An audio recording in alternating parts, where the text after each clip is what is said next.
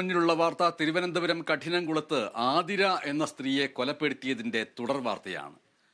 കഠിനംകുളത്ത് ആതിരയെ കൊലപ്പെടുത്തിയത് പ്രതിക്കൊപ്പം താമസിക്കാൻ സമ്മതിക്കാത്തതിനാൽ ആണ് എന്ന് ആറ്റിങ്ങൽ ഡിവൈഎസ്പി മഞ്ജുലാൽ പറയുന്നു. ഒന്നിച്ചു താമസിക്കാൻ ജോൺസൺ വീടെടുത്തിരുന്നുവെങ്കിലും ആതിര ഒപ്പം ചെന്നിരുന്നില്ല. ഇൻസ്റ്റഗ്രാം വഴിയാണ് ആതിരയും ജോൺസണും പരിചയപ്പെട്ടത്. സംഭവം നടക്കുന്നതിന്റെ തലേ ദിവസം കത്തി വാങ്ങി വീട്ടിലെത്തി അതേ കത്തി ഉപയോഗിച്ച് കഴുത്തിൽ കുത്തിയാണ് കൊലപ്പെടുത്തിയത് എന്ന് ഡിവൈഎസ്പി പറഞ്ഞു. ഇവർ രണ്ടുപേരും ഇൻസ്റ്റാഗ്രാം വഴി റീൽസ് ചെയ്ത് ഒരേ ഗ്രൂപ്പിൽ പോസ്റ്റ് ചെയ്തതിനെ തുടർന്നുള്ള പരിചയമാണ് ഇവർ തങ്ങൾ ഉണ്ടാകുന്നത്. ഈ ഒരു പരിചയം പിന്നീട് ഇവർ തങ്ങൾ വളരെ അടുപ്പമായി, അതൊരു സ്നേഹബന്ധത്തിലായി. ആതിരയുമായി വളരെ അടുപ്പത്തിലായ ഈ ജോൺസൺ ഭാര്യ ഉപേക്ഷിച്ചിരിക്കുന്ന ആള് അയാളോടൊപ്പം ചെന്ന് താമസിക്കണം, ആതിര താമസിക്കണമെന്ന് സ്ഥിരമായി ആവശ്യപ്പെട്ടുകൊണ്ടിരുന്നു.